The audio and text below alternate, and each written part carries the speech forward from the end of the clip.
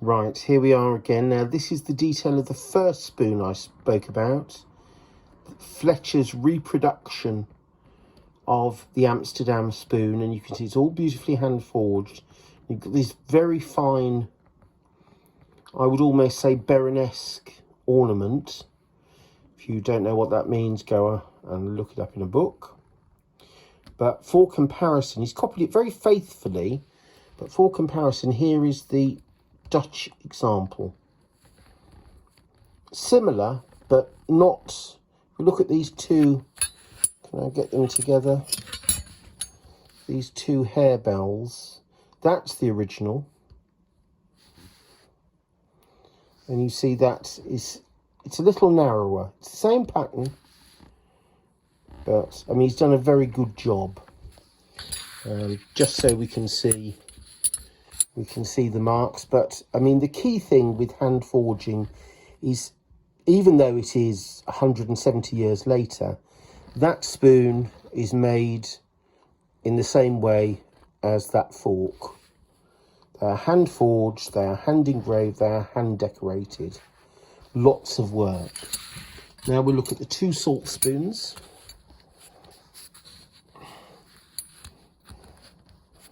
And you can see, when I focus in, they're faithful copies of one another. But one is slightly larger, just ever so slightly larger than the other. Just having a bit of difficulty there, putting them side by side. The Elkington one, they're marked on the bowl.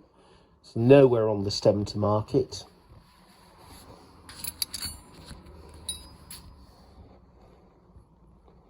And you can see they're virtually identical. There are always little differences in the finishing, but that's how close you can get as a copy with two cast spoons. And there's the sort of Gothic, slightly Gothic bird's foot grasping the bowl. Now we get on, I think, probably the most striking comparison, the Henry William Curry spoons. Now this is the original Viennese example. It's very sharp, it's quite elegant, and Curry has copied it very well, but it's just ever so slightly chunkier in parts. You can see the definition and finish on the Viennese one, and it's just a little thicker and clunkier. And that's die cutting. There is an element of wear, but it's the die cutting. Both gilt, and again, both marked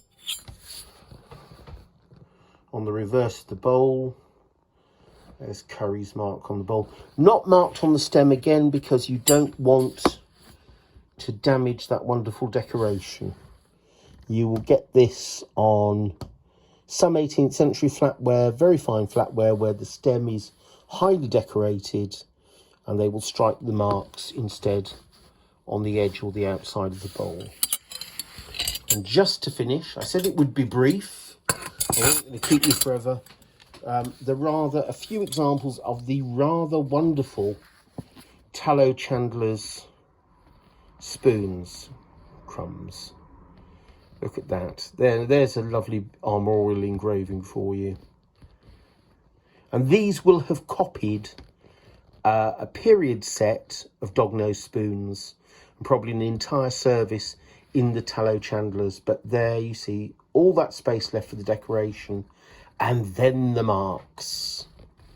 So always look at the positioning of marks, particularly with dog-nosed spoons, Hanoverian spoons.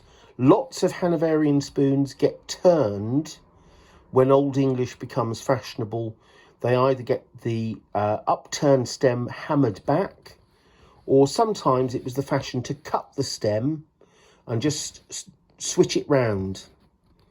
So, but again, marks will often be in the wrong place when you're looking. So that's what you have to look out for.